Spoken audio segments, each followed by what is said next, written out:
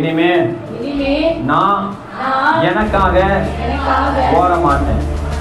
இனி நான் எனக்காக வாழ மாட்டேன்.